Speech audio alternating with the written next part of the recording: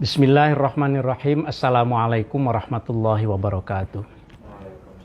Sampurasun Sobat Ngariksa. Alhamdulillah, alhamdulillahirabbil alamin, wassalatu wassalamu ala sayyidina Muhammadin wa ala alihi wa ashabi ajma'in. Asyhadu an la ilaha illallah wahdahu la syarikalah wa asyhadu anna Muhammadan abduhu wa rasuluhu, amma ba'du. Rabbi shrah li sadri wa yassir li amri wahlul 'uqdatam min lisani yafqahu qawli ya fattahu ya alim. Allahumma rzuqna fahman nabiyyin wa hifdzal mursalin wa ilhamal malaikatil muqarrabin. Allahumma aghnina bil ilmi wa zayyina bil hilmi wa akrimna bis syafa'ah wa jammilna bil afiyah bi rahmatika ya arhamar rahimin. Sobat Ngariksa, alhamdulillah malam ini kita bisa bersua lagi setelah kemarin kita sempat jeda. Kebetulan kemarin anggota keluarga kami ada yang terpapar juga kebagian. Alhamdulillah sekarang sudah pulih ya. Dan kita doakan semuanya mudah-mudahan yang sekarang masih sakit, khususnya terpapar COVID-19, mudah-mudahan segera pulih lagi, sembuh lagi, sehat lagi, bisa beraktivitas sebagaimana biasa ya. Sobat Ngariksa, alhamdulillah malam ini kita masuk pada episode yang ke-64 dari Ngariksa, Ngaji Manuskrip Kuno Nusantara. Malam ini saya sengaja tidak pakai batik tapi pakai kaos Ngariksa ini. Ngaji Manuskrip Kuno Nusantara 2 Jumat sekali. Bagi yang sudah punya kaosnya itu di belakangnya ada tulisan manuskrip klasik asyik. Mudah-mudahan dengan terus ikut Ngariksa kita bisa menikmati manfaat-manfaat dari ngaji turos warisan para ulama khususnya ya yang saya fokuskan, meskipun tidak tertutup kemungkinan mengaji juga manuskrip-manuskrip yang lain, manuskrip-manuskrip yang umum. Pada malam ini Jumat 25 Februari 2022 saya akan melanjutkan mengaji kitab Zubdatul Asrar karangan Syekh Yusuf Al-Makassari yang sudah disunting oleh Profesor Nabila Lubis. Ini adalah sebuah karya berbahasa Arab dari karangan ulama Nusantara kita abad ke-17, Syekh Yusuf Makassar, yang reputasinya sudah sangat terkenal, sudah sangat diketahui bukan saja oleh masyarakat Muslim Nusantara tetapi juga oleh dunia. Ini salah satu contoh bagaimana ulama Nusantara kita sesungguhnya mewariskan karya intelektual yang sangat luar biasa tinggi. Apalagi Zubdatul Asrar ini di bidang ilmu tasawuf yang memang itu bukan ilmu yang dasar. Justru ilmu-ilmu yang membutuhkan pengetahuan yang lebih mendalam lagi gitu ya. Artinya sendiri di sini diartikan menyingkap intisari segala rahasia, Zubdatul Asrar fi tahqiqi ba'di masyaribil akhyar. Sobat Ngariksa, sebelum kita mulai lanjutkan mengaji Zubdatul Asrar ini, mari kita bacakan suratul Fatihah. Wabil khusus ila muallifi hadzal kitab yakni Syekh Yusuf Al-Makassari, dan juga tentu saja kepada para ulama, para muallifin, para musannifin, para muhaqqiqin ya. Mudah-mudahan semuanya mendapatkan ridho dari Allah Subhanahu wa taala. Ala hadinya wa kulli niyatin sholihah sya'unillahi al-Fatihah. A'udzu billahi minasyaitonir rajim. Bismillahirrahmanirrahim. Alhamdulillahi rabbil alamin arrahmanir rahim maliki yaumiddin. Iyyaka na'budu wa iyyaka nasta'in. Ihdinas siratal mustaqim. Siratal ladzina an'amta 'alaihim ghairil maghdubi 'alaihim waladdallin. Amin. Sobat Ngariksa, sebagaimana yang kita ketahui bahwa Syekh Yusuf Al-Makassari adalah seorang ulama asal Goa yang pernah diasingkan ke beberapa tempat ya. Salah satunya itu ke Ceylon, Sri Lanka, dan kemudian ke Cape Town, Afrika Selatan. Nah, saya mendapatkan pesan request dari salah seorang sobat Ngariksa, salah satunya Kang Jajang Rohmana. Katanya ditunggu Ngariksa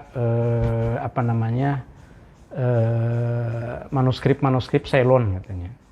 Nah, saya kemudian jadi teringat buku ini, buku yang ditulis oleh Profesor Ronit Ricci, Banishment and Belonging, Exile and Diaspora in Sarandip, Lanka and Ceylon. Jadi buku ini tahun 2019 ya, buku Banishment ini terbitnya.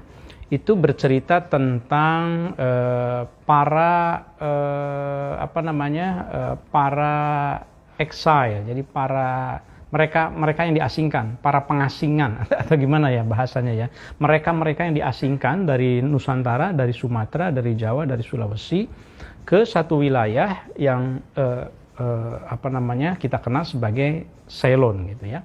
Kalau dalam karya Syekh Yusuf itu disebut An-Nafhah As-Sailaniyah.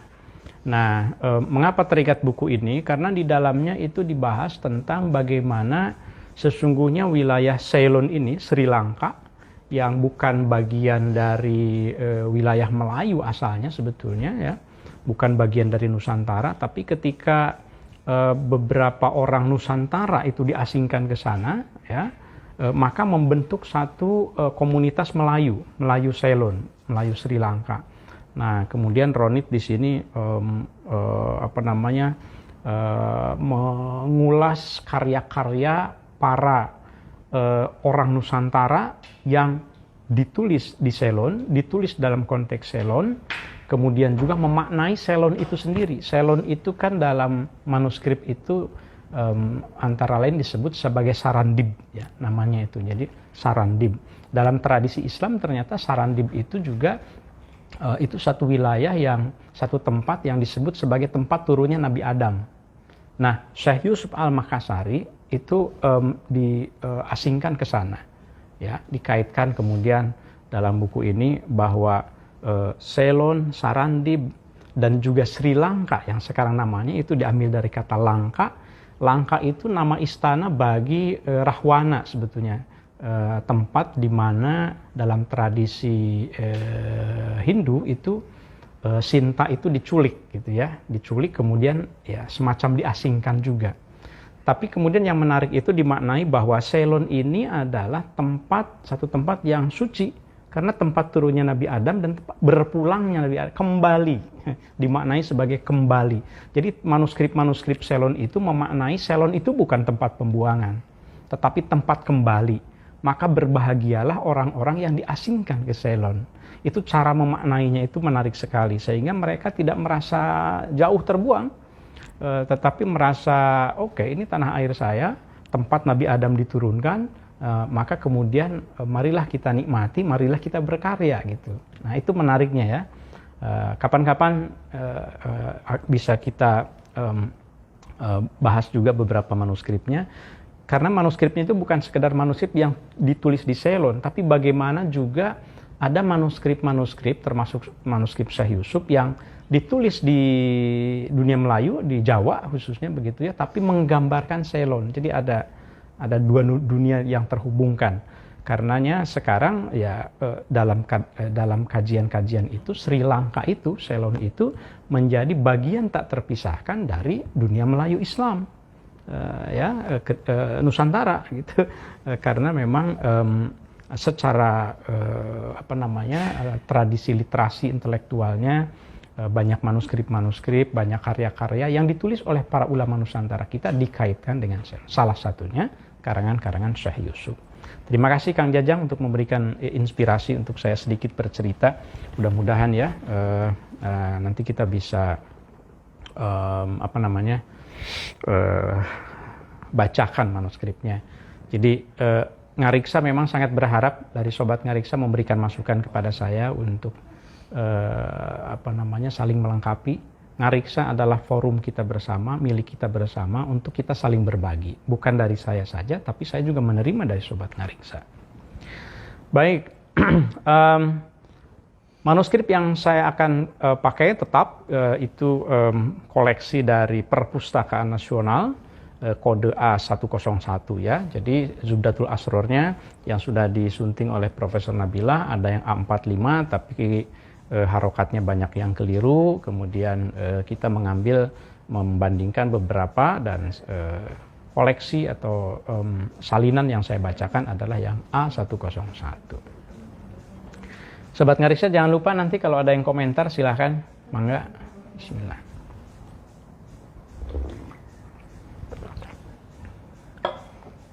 Belum apa-apa udah minta komentar ya. Ya siapa tahu ada yang sudah membaca buku itu kemudian narasi saya keliru kan. Nah. Sobat Ngariksa, pada episode ke-63 yang kita beri judul dengan kewajiban hamba berbaik sangka, Syekh Yusuf Al-Makassari sudah sampai pada pembahasan bahwa salah satu kewajiban seorang hamba agar dekat dengan Allah itu adalah harus selalu berbaik sangka. Berbaik sangka kepada sesama manusia, dan juga berbaik sangka kepada Allah Subhanahu wa taala, ya. Nah, khususnya dalam konteks umat Nabi Muhammad Shallallahu Alaihi Wasallam, Syekh Yusuf di sini menjelaskan bahwa Rasulullah itu sangat spesial sekali. Ya, Rasulullah sangat spesial. Mengapa? Karena Rasulullah itu di hari kiamat nanti la yaqulu nafsi nafsi. Rasul tidak mengatakan, tidak mementingkan dirinya sendiri, nafsi, nafsi, gitu.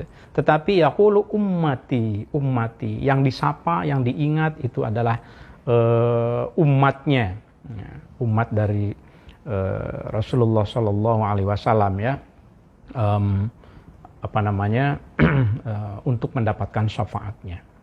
Oleh karenanya kita harus berbaik sangka kepada siapapun. Kemarin itu begitu, termasuk yang berdosa sekalipun, karena bisa jadi yang berdosa itu di masa-masa akhirnya bertaubat dan kemudian mendapatkan syafaat dari Rasulullah SAW. Ini ajaran yang sangat mulia dari yang disampaikan oleh Syekh Yusuf. Jadi husnuzon, famalana illa wa nahnu husnuzon billahi ta'ala bal wa bin nasi ajma'in.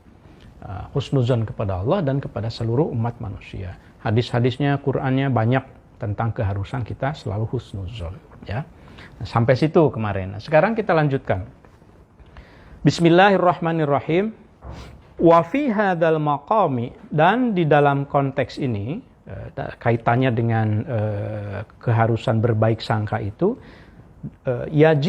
wajib alaihi kepada hamba, hiknya kepada hamba, aidon juga wajib juga kepada seorang hamba yang ingin mendekatkan diri kepada Tuhannya, bi'adamil i'tiradi, untuk tidak berpaling, untuk tidak mengabaikan alal khalaiki, seluruh makhluk kullihim, semuanya.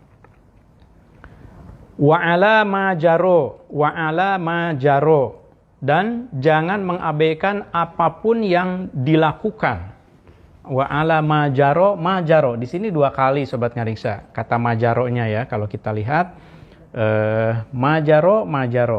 Nah, tentu saja dalam konteks filologi ini namanya adalah ditografi. Ditografi dalam filologi itu adalah satu kata yang harusnya ditulis 1 kali, tertulis 2 kali. Itu ditografi namanya. Kalau ada kata yang seharusnya tertulis tapi tidak tertulis, itu namanya haplografi. Ada bagian yang hilang. Saya pernah mencontohkan misalnya, wa tu'izzu man tasya wa tudhillu man tasya biyadikal khair. Nah, tasya yang keduanya hilang. Wa tu'izzu man tasya biyadikal khair. Itu haplografi namanya. Di sini ditografi justru sebaliknya. 2 kali, majaro. Tentu saja yang dimaksud 1 kali, ya. Ini fungsinya tahqiq di dalam filologi.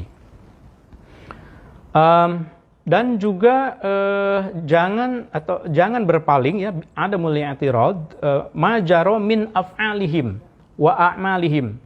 Jangan mengabaikan, jangan tidak mempedulikan, jangan berpaling dari segala perbuatan manusia, wa a'malihim, dan segala amal manusia, khususan fi zamanina hadza, khususnya fi zamanina, di zaman kita, hadza ini.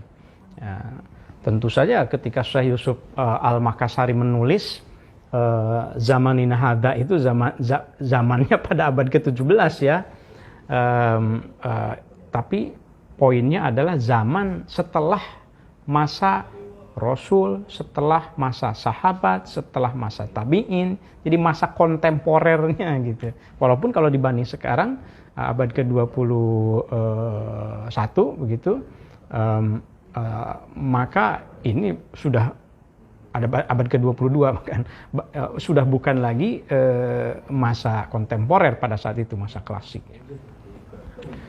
Jangan berpaling kepada seluruh makhluk, kepada atas semua perbuatan makhluk dan semua amal makhluk pada zaman khususnya pada zaman sekarang ini. Mengapa harus selalu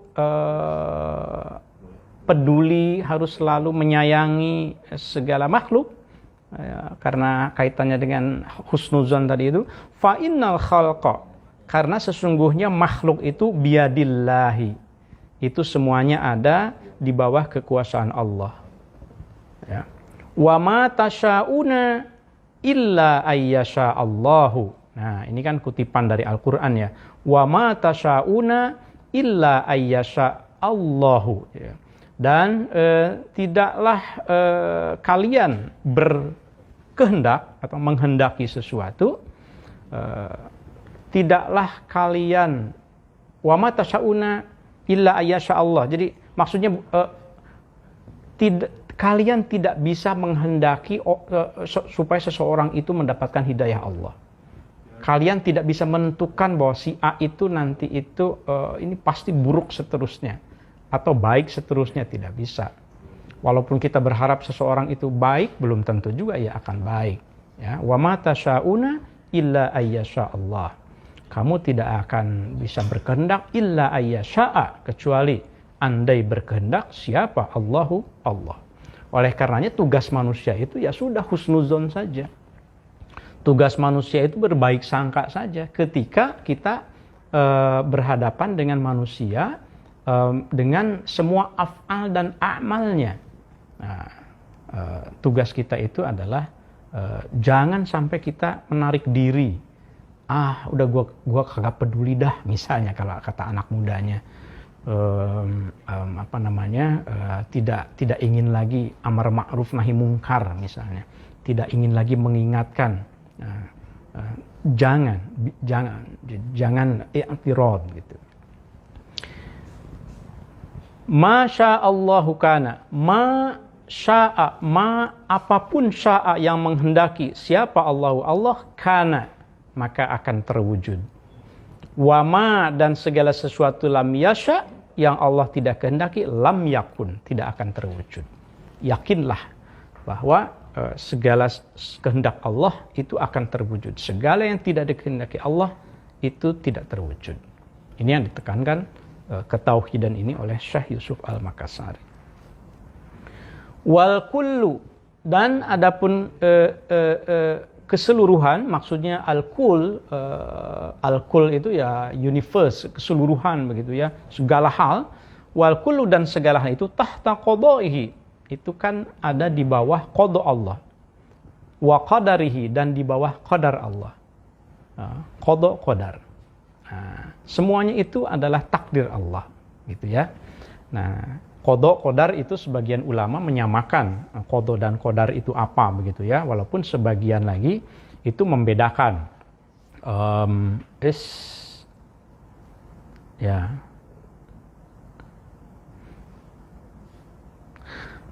Sebagian ulama mengatakan bahwa qada itu sesuatu yang ada di zaman azali secara keseluruhan yang sudah ditentukan, sementara qadar itu adalah realisasi dari qada yang sudah ditentukan di zaman azali itu. Tetapi sebagian lagi mengatakan bahwa ya sama saja, itu takdir begitu ya.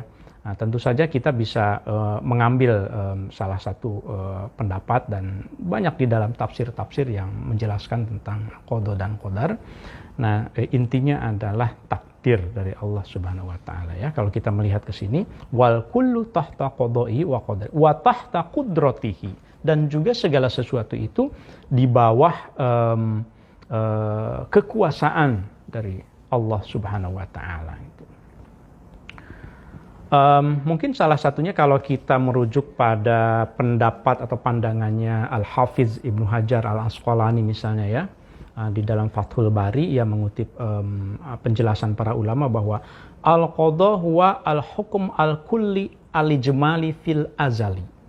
Jadi qadha itu ketentuan Allah yang sudah paket begitu di zaman ajali sudah ditentukan, sementara al-qadar itu adalah juz'iyatu dzalikal hukm wa tafasiluhu, rinciannya ya. Jadi qadar itu begitu. Kalau kita, jadi pokoknya manusia itu ketika dilahirkan sejak di zaman ajali sudah ditentukan lahirnya, kemudian nasibnya, hidupnya dan seterusnya.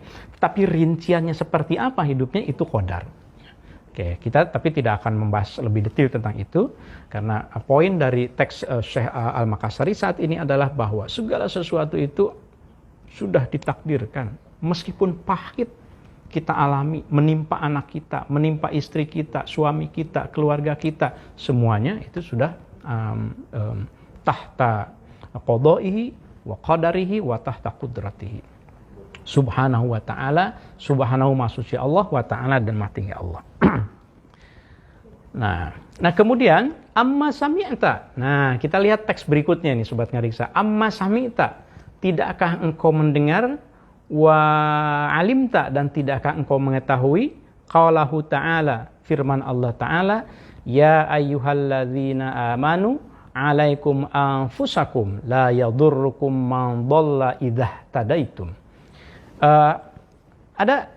Jadi kaitannya begini, tadi saya mengatakan bahwa karena harus husnuzon, maka kita tidak boleh berpaling dari manusia, apapun kondisinya, maka kita tidak boleh meninggalkan amar ma'ruf nahi munkar. Nah, ada sebagian di dalam tradisi Islam itu, riwayat gitu, ada sebagian yang berpandangan dulu itu bahwa ini ayat Quran ini memungkinkan kita dan menyuruh kita untuk tidak usah amar ma'ruf nahi munkar lagi.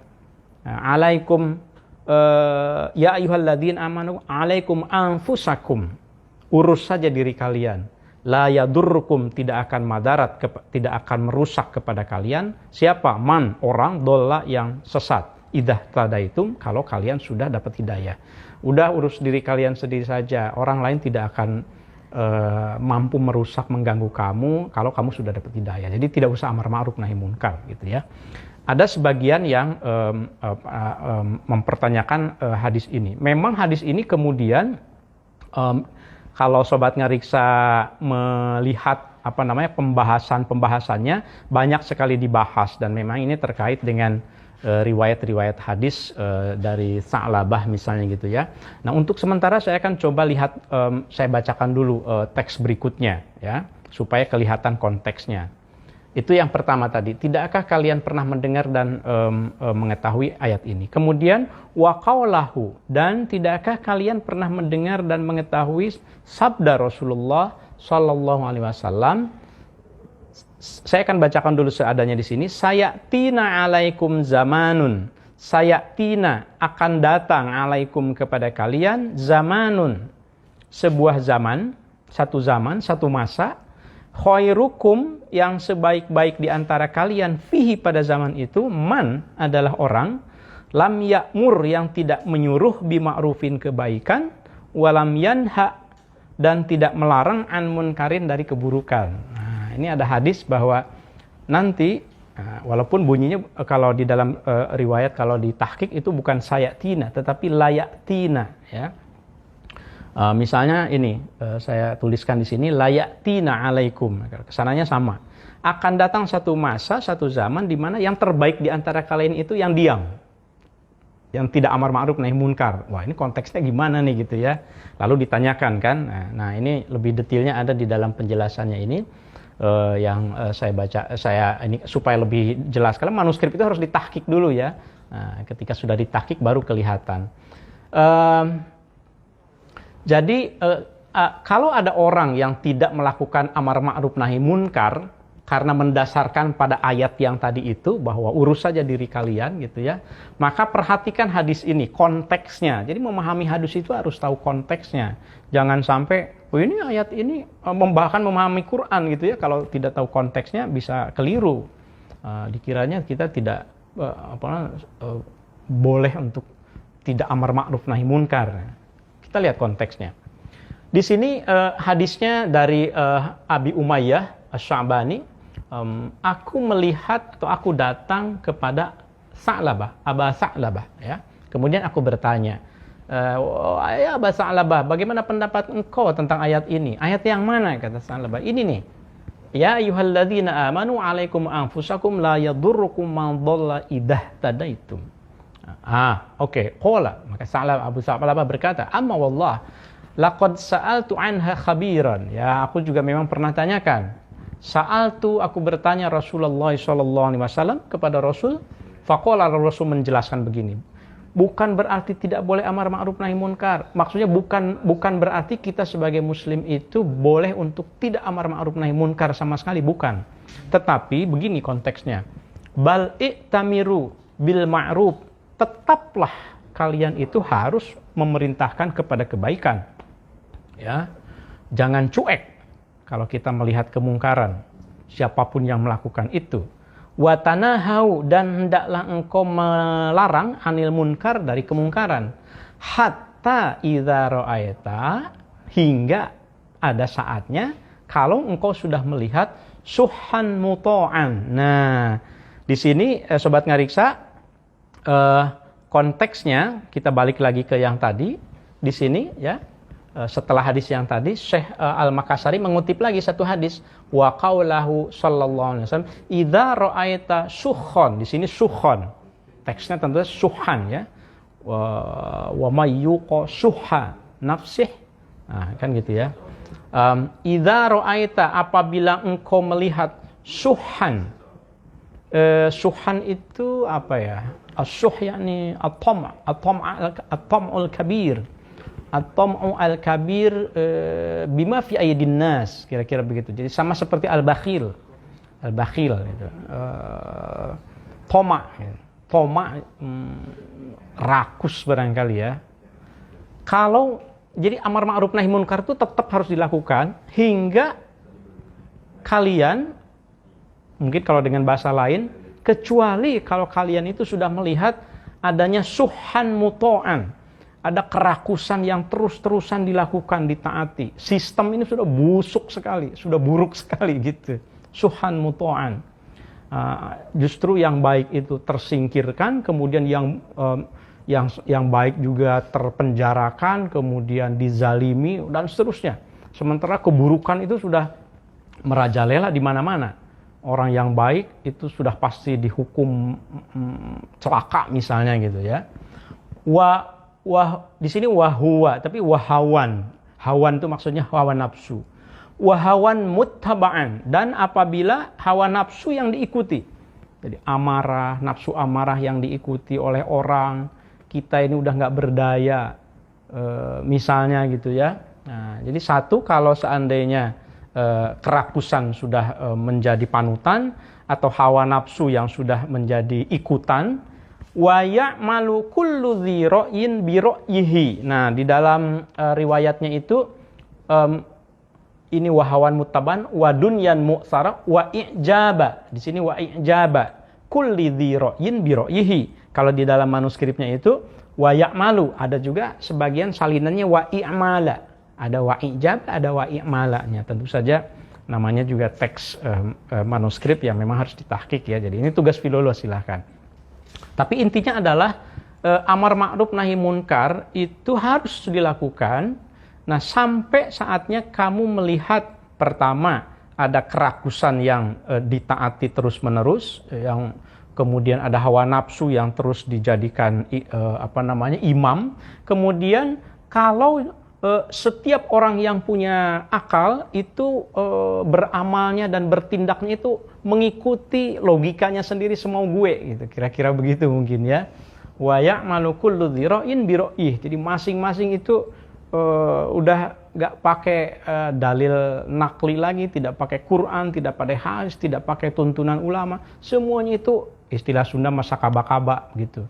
Jadi sudah kacau dunia ini. Nah, Kalau sudah begitu, memang di sini kata dalam hadis itu fa'alaika bi kharisatin nafsika. Nah, kata kharisoh juga harus ditahqiq, maka kalau lihat ke sini fa'alaika bi khossatin nafsika, maka sudah kamu pikirkan diri kamu saja. Fokus pada kebaikan kamu. Kamu tetap harus menjadi orang yang berbuat baik, mendapatkan hidayah, jangan terbawa-bawa. Dan yakinlah bahwa, nah balik ke Al-Quran yang tadi, yakinlah bahwa la yadurrukum man dhalla idza tadaitum. Ya udah, kalau nggak mau, udah dinasehatin, udah dikasih tahu bahwa itu tuh salah, bahwa yang harusnya begini, tetapi terus saja kemungkaran itu misalnya di mana-mana begitu ya. Maka ada kalanya di situ bahasanya di sini adalah wada'anka amrul awam. Ya sudah, tinggalkan saja urusan umum. Jadi maksudnya itu, boleh tidak amar ma'ruf nahi munkar itu kalau sudah mentok. Begitu amar ma'ruf nahi munkar malah makin buruk, misal situasi keluarga jadi madarat, jadi celaka, ada kalanya itu ayyamus sabr namanya. Di sini fa inna mi waraikum ayyamas sabr. Maka ya ada kalanya kita harus mundur selangkah untuk maju nanti 10 langkah. Barangkali begitu kalau dianalogikan. Nah, saya kembali ke sini. Jadi tadi saya sudah tahqiq. Fa'alaika bi khalsatin nafsi. Wada' di sini bahasanya wada' dan tinggalkanlah oleh kamu al-umurul ammata. Perkara-perkara publik, umum. Udah, jadi boleh di sini cuek gitu. Udah nggak peduli lagi dah, misalnya gitu. Uzlah berarti ya kalau begitu ya. Intaha, selesai sampai di situ. Jadi konteksnya begitu ya. Bukan berarti kita boleh i'tirad, boleh mengabaikan, boleh berpaling dari urusan orang. Tetap saja kita harus berinteraksi dan mengingatkan kebaikan serta memperingatkan keburukan. Nah, amar ma'ruf nahi munkar ya. Fal kullu, maka semua itu fi zamanina, pada zaman kita, hada yang sekarang ini, waqi', itu waqi'un, itu terjadi bila syakin, tanpa ragu, wala roibin, dan tanpa ragu. Ini padahal abad 17 ya. Jadi abad 17 pun ya, apalagi konteksnya pada saat itu apa Sobat Ngariksa? Syekh Yusuf Makassar, kolonialisme, penjajahan. Jadi Syekh Yusuf itu dari Goa ya, dari Sulawesi Selatan, tentu saja kemudian ke Mekah, belajar dengan Syekh Ibrahim Al-Qurani, kemudian ketika abad 17 itu kembali ke Nusantara, itu membantu Sultan Agung Tirtayasa di Banten begitu ya, di mana anaknya Sultan Agung Tirtayasa itu berkomplot dengan Belanda. Jadi Syekh Yusuf melihat barangkali satu situasi chaos yang luar biasa, sehingga kemudian mengaitkan dengan pembahasan tentang itu. Intinya menjaga hati gitu ya, karena ini kan bagian dari akhlak tasawuf. Mudah-mudahan sekarang tidak terjadi ya chaos-chaos semacam itu. Kita semuanya berdoa, kita lagi COVID di mana-mana. Sekarang ada perang lagi Rusia dan Ukraina. Na'udzubillah, mudah-mudahan semuanya terkendali, semuanya baik-baik saja, dan semuanya mudah-mudahan masing-masing dari kita bisa husnuzon. Kalau satu orang husnuzon kepada orang lain juga harus husnuzon kepada kita. Kalau semuanya husnuzon, semuanya akan baik. Tapi kalau semuanya masing-masing suuzon, ya maka akan kekacauan yang akan timbul gitu ya. Marilah kita maksimalkan husnuzon kita. Baik, kita lanjutkan. Fata'ammal, maka berfikirlah engkau in kunta, kalau engkau min ahlil uquli, termasuk di antara orang-orang yang berakal, as-salimati, yang baik, wal qarihati, dan termasuk di antara orang-orang yang mempunyai fikiran as-sahihati, yang benar. Faman, maka barang siapa, sya'a, yang berkehendak, faman sya'a fal yu'min, wa man sya'a fal yakfur. Ini juga kutipan dari Al-Quran. Faman, maka barang siapa yang sya'a, berkehendak untuk beriman, fal yu'min, ya silahkan beriman. Wa man syaa, dan barang siapa berkehendak untuk kufur falyakfur, ya silahkan kufur. Jadi itu Allah yang maha menghendakinya. Wa ma tasyauna illa ayyasha Allah. Tugas kita hamba itu hanya menyampaikan. Ma ana illal balagh, kan begitu. Rasul juga ya. Makanya sifat Rasul itu kan tabligh, kan menyampaikan, bukan memberikan hidayah, bukan. Hidayah itu hanya dari Allah saja. Wassalam. Nah, selesai di sini. Nah, kemudian sobat ngariksa, ini masuk lagi pada bagian yang merah di sini, rubrikasi ya. Wajibu dan wajib alaihi, kepada hamba yang ingin dekat dengan Allah, aidon, apalagi nih kewajibannya? Husnuzon udah. Kemudian jangan berpaling dari sekelilingnya udah. Kecuali kalau udah mentok gitu kan ya. Wajib lagi bitahsinil khuluqi. Wajib kepada hamba itu, masing-masing kita itu, untuk memperbaiki akhlak. Ma'al kholaiki, akhlak kepada seluruh makhluk. Nah, itu mengapa judul ngariksa pada episode ke-64 ini adalah akhlak paripurna kepada sesama. Kullihim, semuanya. Jadi semua makhluk semuanya. Al-khalaik itu berarti bukan hanya manusia. Jadi di sini Syekh Yusuf Al-Makassari menekankan pentingnya berakhlak kepada semua makhluk, kullihim, semuanya. Bukan annas saja, manusia saja, semua makhluk, ya binatang, ya pohon, ya alam, semesta. Makanya saya menyebutnya akhlak kepada semesta, gitu ya. Li'annahu, walaupun tentu penekanan ya kita sebagai manusia kepada manusia. Li'annahu, karena Rasulullah semoga memberi rahmat siapa Allah alaihi kepada Rasul, wasallama, dan semoga memberi keselamatan. Qad su'ila, karena Rasul pernah ditanya, an ayyin nas. Rasul pernah ditanya begini, ya Rasulullah, ayyun nasi, manusia mana, aqrabu, yang paling dekat, ilaika, dengan engkau, yaumal qiyamati, pada hari kiamat. Ya Rasulullah, ya Rasul, siapa ya orang yang paling dekat dengan engkau itu nanti siapa di hari kiamat? Fa'ajaba, maka Rasul menjawab, fa'ajaba anhu sallallahu alaihi wasallam.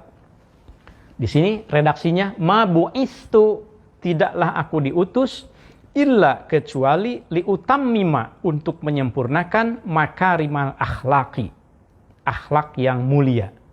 Tentu ini iktibas dari hadis. Maka tentu saja dalam redaksi lain bunyinya seperti hadisnya, innama bu'itsu liutammima makarimal akhlaq, ya. Di sini bunyinya ma bu'itsu illa, ya, tidak merusak makna, tidak mengganggu makna sama sekali. Ini hanya redaksinya karena disatukan di dalam teks pembahasan. Itu jawaban Rasul. Aku itu kan diutus untuk menyempurnakan akhlak. Falihada, maka oleh karena itu, jawaban Rasul itu qala, maka berpendapat siapa? Ba'du ahli suluki, sebagian ahli suluk, para tasawuf, para spiritualis, ahli-ahli spiritual, radhiyallahu anhu, sebagiannya berkata begini, atas dasar itu ketika Rasul ditanya siapa yang paling dekat dengan engkau, kemudian Rasul menjawab bahwa apa kaitannya itu dengan akhlak yang baik, berarti yang paling dekat itu adalah yang berakhlak baik. Maka para ahli tasawuf, para ahli spiritual berkata, at-tasawufu, adapun tasawuf itu tasawuf itu husnul khuluqi, adalah berakhlak dengan baik. Tasawuf itu soal manajemen kalbu, soal berakhlak dengan baik kepada sesama. Kalau ada orang yang mengaku sufi tapi akhlaknya itu tidak menunjukkan akhlak yang baik, sama sekali itu bukan seorang sufi. Kalau ada seseorang yang mengaku spiritualis tetapi tingkah lakunya, perkataannya, perbuatannya menyakiti orang lain, bahkan kata-katanya juga buruk, maka sesungguhnya ia belum betul-betul menjadi seorang spiritualis, belum menjadi seorang sufi. Faman, maka barang siapa, laisa lahu husnul khuluqi, laisa, tidak ada, lahu baginya, apa? Husnul khuluqi, berakhlak yang baik, la tasawufa, maka ya tidak bertasawuf, bukan seorang spiritualis, bukan seorang yang baik begitu ya. Fafham, maka fahamilah dalika hal ini ya. Itu penekanan tentang berakhlak kepada sesama.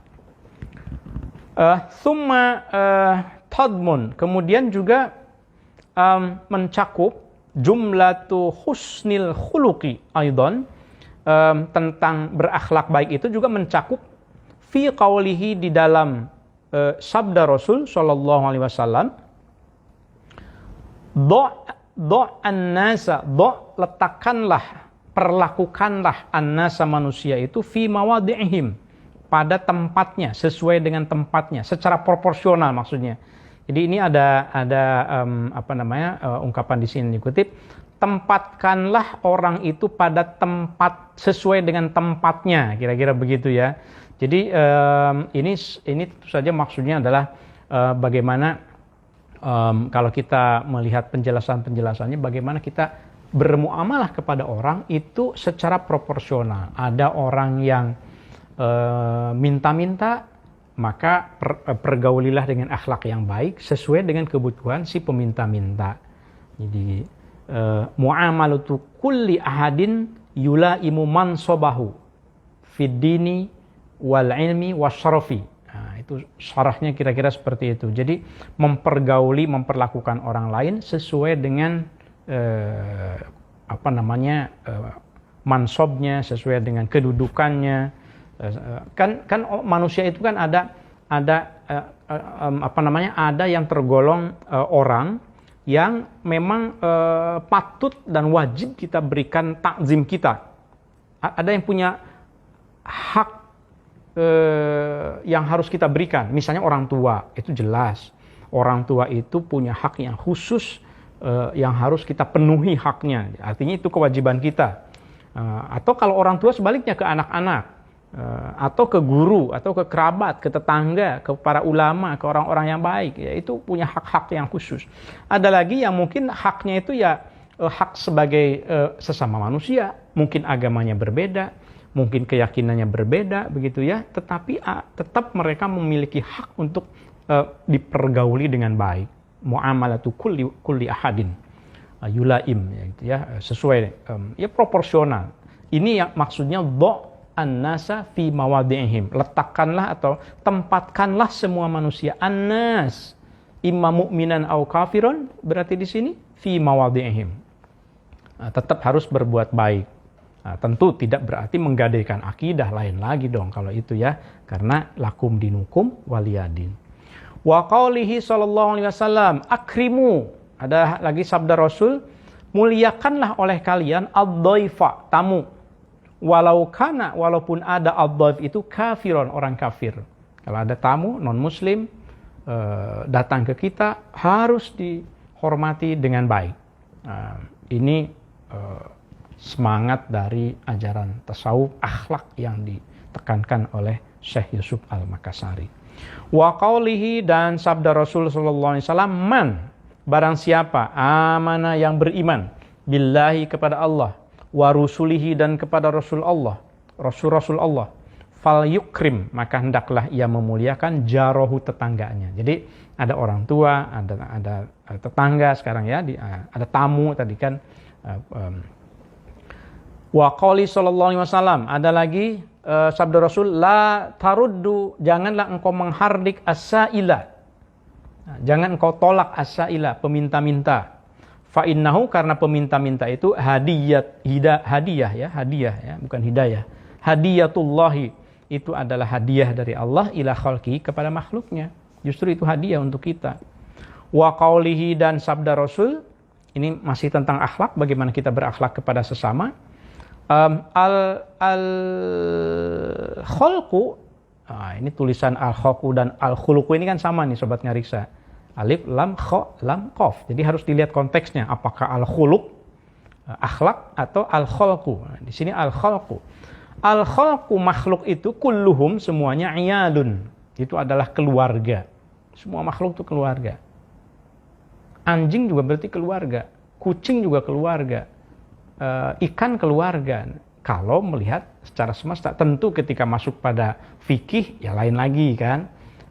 Jadi harus bisa mencerna teks itu dalam konteks apa. Ketika kita berbicara al-khalaik, makhluk keseluruhan, ya sudah semesta semuanya. Apapun itu adalah zillullah, apapun itu adalah madzahir, bayangan Allah di muka bumi, kan begitu ya. Semua makhluk itu iyal, keluarga. Fa'aqrabuhum, maka sebaik-baik mereka, paling dekat, fa'aqrabuhum, maka yang paling dekat di antara mereka ilallahi, kepada Allah itu anfa'uhum, itu adalah yang paling bermanfaat di antara mereka. Jadi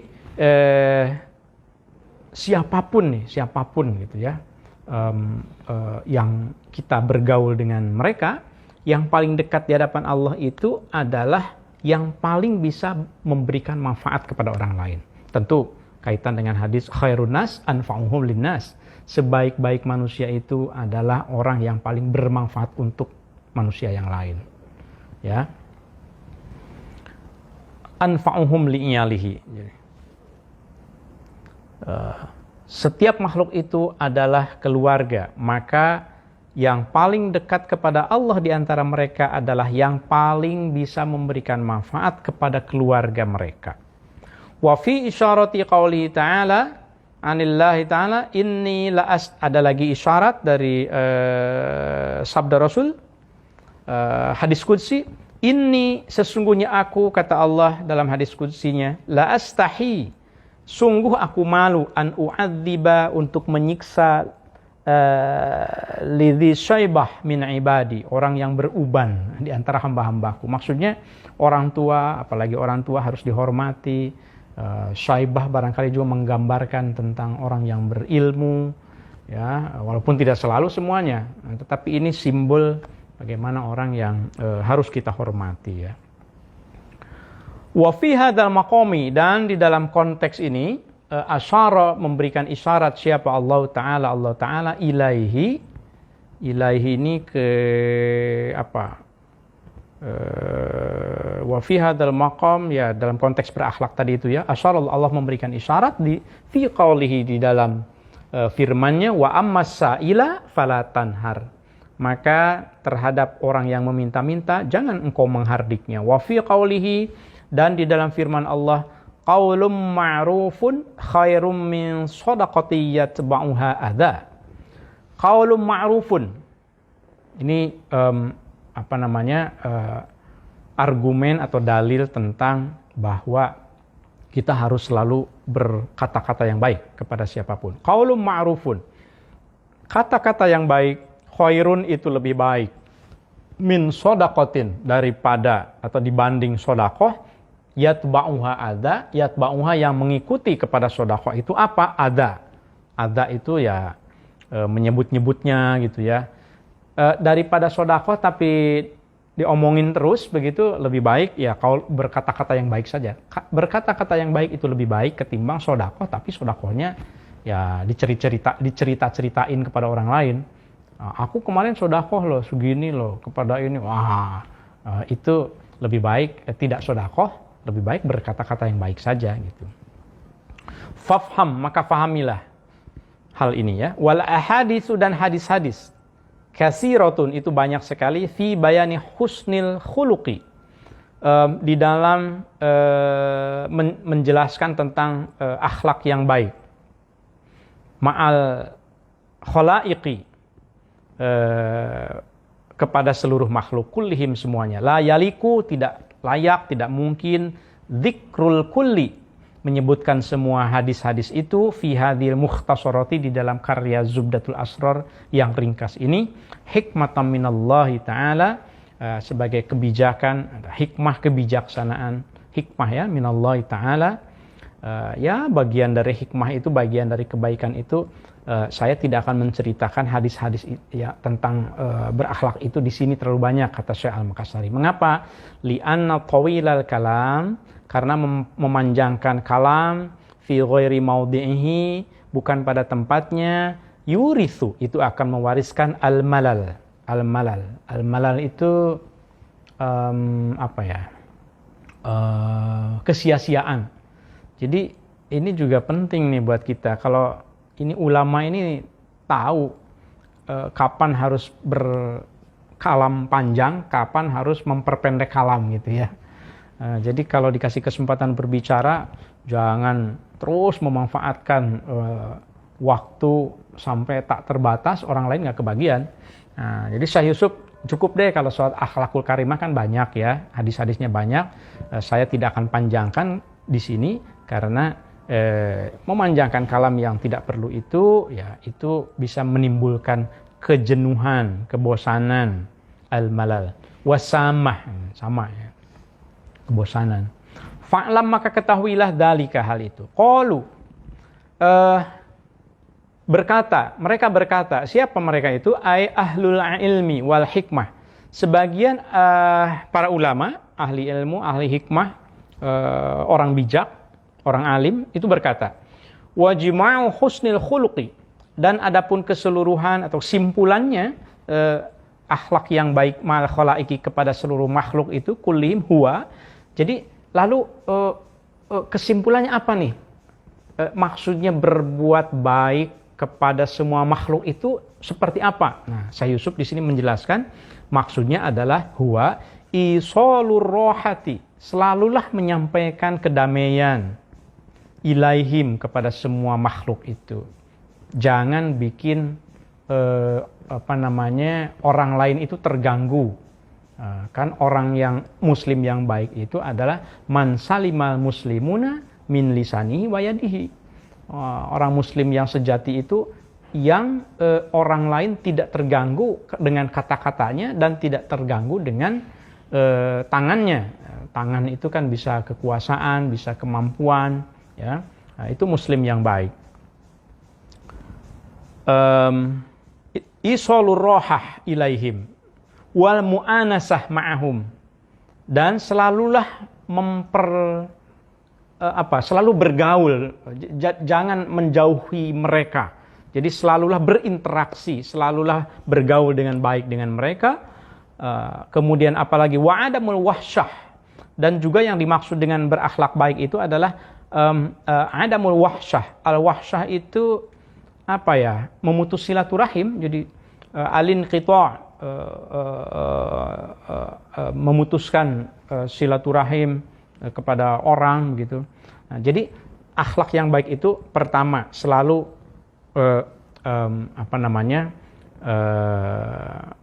menciptakan ketenangan, kemudian selalu mengajak bergaul, tidak mengasingkan, tidak menjauhkan diri dari orang, kemudian wa'adamul wahsyah, dan juga tidak menimbulkan kerusakan, tidak menimbulkan keburukan, ya mungkin gitu ya, minhum, dari mereka. Wa fi hadzal maqami, dan di dalam konteks ini, di dalam maqam ini, qala berkata siapa? Aliyun, Sayyidina Ali karrama, semoga memuliakan, karramallahu wajhah, ya ini untuk Sayyidina Ali, semoga Allah memuliakan dirinya.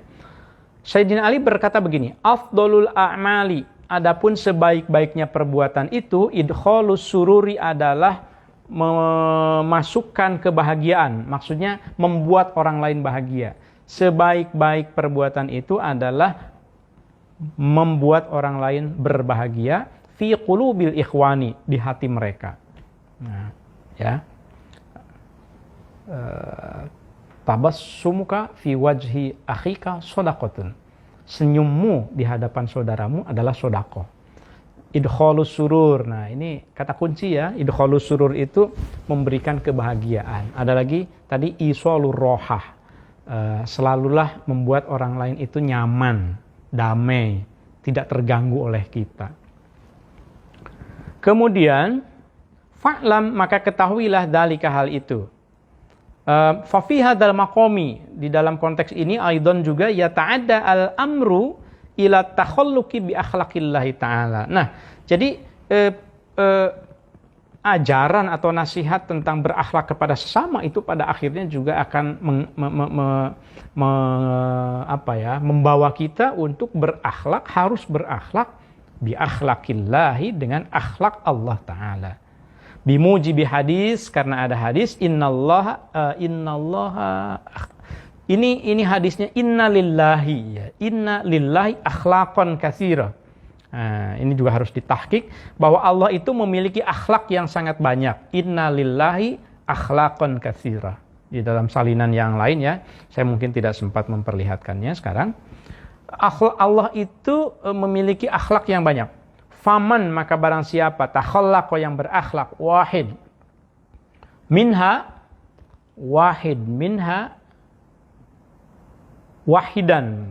barangkali ya, maka barang siapa yang berakhlak dengan salah satu dari akhlak-akhlak Allah itu, dakhala, maka niscaya ia akan masuk al-jannata, ke surga.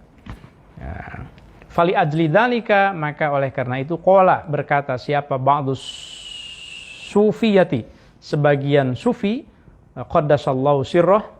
Nah, oleh karenanya karena berakhlak itu di dalam tasawuf itu harus berakhlak kepada sesama manusia, sesama makhluk, dan kemudian akhirnya juga harus berakhlak dengan akhlak Allah.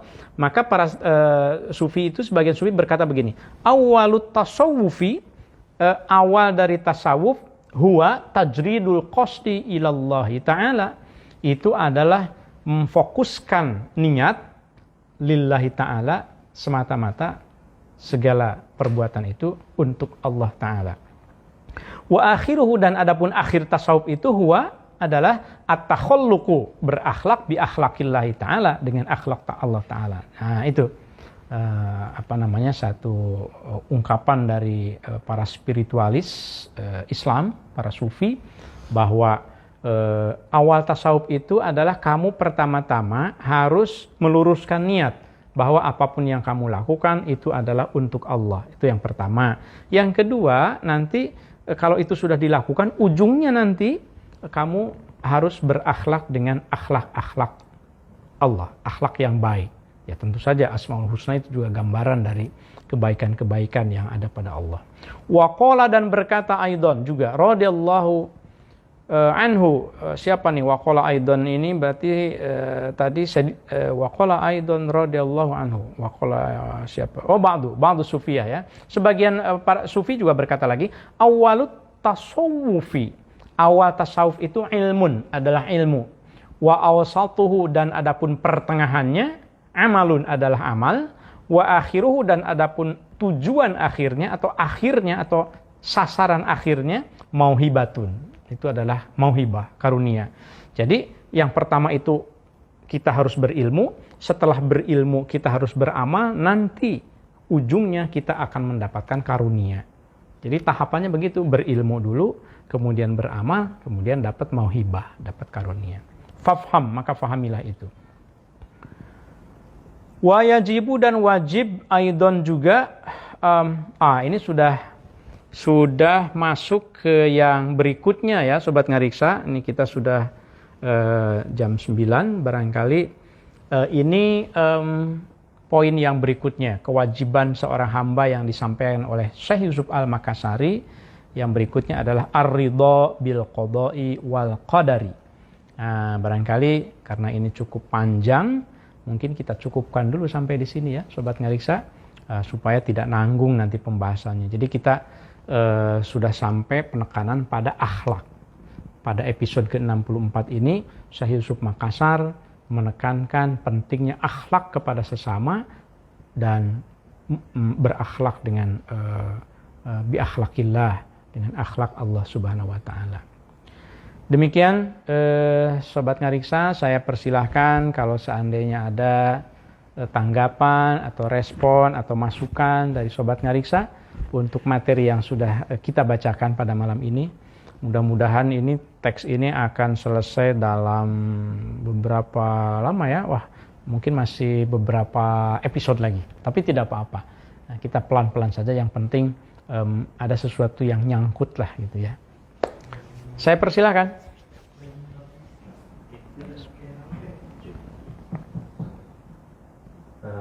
Ya, ada pertanyaan dari akun Mas Maduretna. Mas Maduretna ya. Saya pernah berziarah ke makam Syekh Yusuf di Makassar. Tapi menurut sejarah beliau meninggal dan dimakamkan di Axel. Ya. Yang benar yang mana Kang Oman? Ya, terima kasih. Betul. Jadi memang Syekh Yusuf itu wafatnya di Cape Town, di Afrika Selatan, ya, di tempat pengasingannya yang terakhir. Tetapi kemudian ada proses di mana pada masa tertentu itu diminta supaya jenazahnya itu dipindahkan ke Sulawesi Selatan, begitu ya. Seperti biasa dalam kisah orang-orang suci, orang-orang keramat, para wali, bahwa di dua tempat itu ada yang dianggap sebagai makamnya. Karena sesungguhnya itu hanya fisik saja. Yang hakikinya itu ruhnya kan tidak di Cape Town, tidak juga di Sulawesi Selatan kan. Ya, tapi di alam barzakh itu satu saja. Gitu. Bahwa tempatnya ada katanya makamnya di Sulawesi juga, kemudian ada juga di Afrika Selatan juga. Ya, itu adalah karena proses sejarah yang memang masyarakat Sulawesi Selatan kan menginginkan ya supaya tokoh besarnya itu dimakamkan di Sulawesi Selatan. Tapi ketika wafatnya itu wafat di Cape Town di Afrika Selatan. Saya kira demikian. Dan ketika kita berziarah mendoakan, ya dari Ciputat pun insya Allah nyampe kan. Karena kita berdoa kepada Allah, Allah yang menyampaikan kepada ruh dari Syekh Yusuf dan juga pada para siapapun ahlul kubur yang kita doakan ya. Ya, terima kasih banyak. Ya, ada lagi? Ya, Sobat Ngariksa, Zubdatul Asror ini kalau saya perkirakan ini merupakan salah satu karya yang lengkap tetapi masih mukhtasar, dianggap sebagai ringkasan ya. Mengapa? Karena Syekh Yusuf beberapa kali mengatakan bahwa saya menjelaskan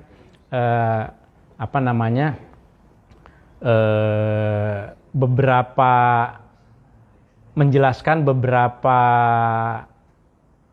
bagian di dalam karyanya yang lain gitu. Jadi memang ini bukan satu-satunya karya ya.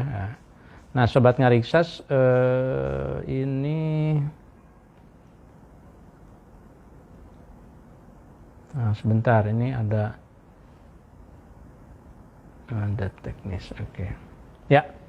Baik Sobat Ngariksa, untuk episode yang ke-64 ini alhamdulillah kita sudah selesai. Mudah-mudahan bermanfaat dan kita akan lanjutkan lagi nanti pada episode yang berikutnya ya. Bismillahirrahmanirrahim. Sobat Ngariksa, beragama tak cukup sekadar memenuhi hasrat mengabdi sebagai pribadi. Lebih dari itu, perlu mengasah rasa dan cinta pada sesama. Selain berbaik sangka, Syekh Al-Makassari menasihati agar hamba berakhlak mulia kepada sesama, siapapun ia, menyarankan kebaikan dan mengingatkan keburukan, amar ma'ruf, nahi mungkar. Berakhlak memang terkadang berarti diam. Itu manakala nasihat sudah tak mempan, sementara keburukan terus bertebaran. Hanya nafsu amarah yang diturutkan. Apa boleh buat? Serahkan pada hukum alam. Betapa indahnya tugas hamba tetap mencinta. Petunjuk dan hidayah hanya miliknya. Salam Ngariksa. Terima kasih banyak Sobat Ngariksa yang sudah berkunjung ke Ngariksa Channel di YouTube dan sudah subscribe. Terima kasih banyak. Mudah-mudahan kita bisa bersama-sama menatap masa depan dengan merawat masa silam. Kita membacakan manuskrip-manuskrip yang klasik, asyik, memberikan manfaat untuk kita semuanya. Terima kasih. Sampai ketemu lagi pada episode yang berikutnya. Wassalamualaikum warahmatullahi wabarakatuh. Salam Ngariksa.